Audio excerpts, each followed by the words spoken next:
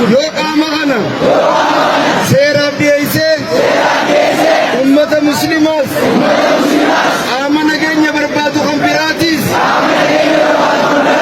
هذا بيدا بيسي أمة مسلمة أمة لجيا بربادو بلا على ديسن من الدراغلن ثمنا سيتي بكي سيرا نجرا نمي على ديسي سكلا ثمنا ديسيو فنابون دي لفسارا خلبوتا موتومان البجا فرته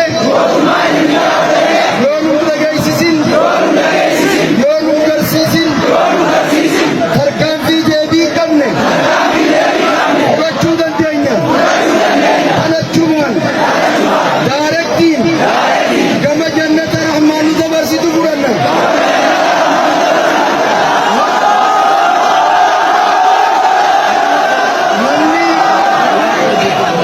namni amantaa isaatiin wareegame yoo du'es ni sitti qabu irratti isin salaatamu gabaa rabbi seenuufi barbaadu daaraktiidhaan gama rahmata rabbii deema jechuu guyyaa gabaabaa otoo ta'in sa'aa 24 keessatti السلام عليكم ورحمة الله وبركاته. إبسي كوميونيكيشنيني موتمان أنو أوروميا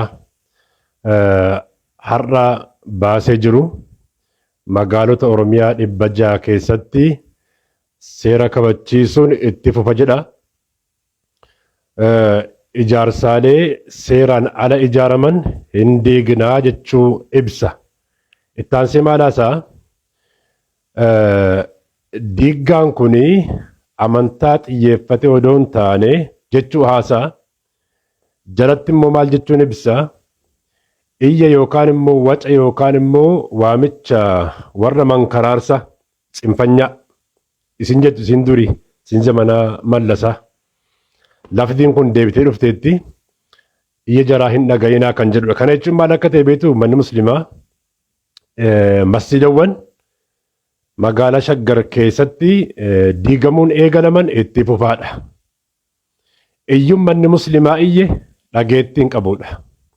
Ulamoonni keenya kabajamoon, hoggantoonni keenya amantaa islaamaa kabajamoon yaamichi jarri dhiheessan kufaadha jechuu ibsanii jiru har'a kalaas.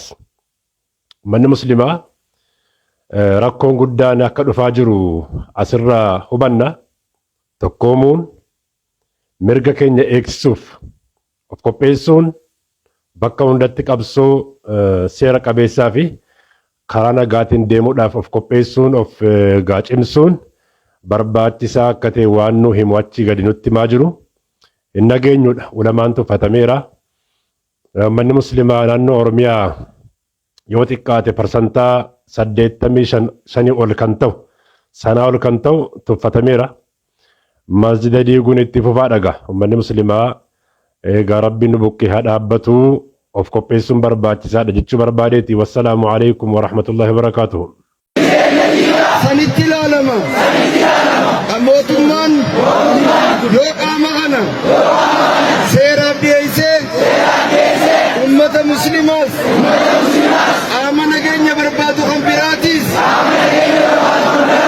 adabbiidhaaf hin dhiyeessin. ummanni muslimaa ummata nagaya barbaadu balaa alaa dheessan mana duraa galan kan mana seente bakki seenan ni jira namni alaa dheesse isa gala namni alaa dheesse isa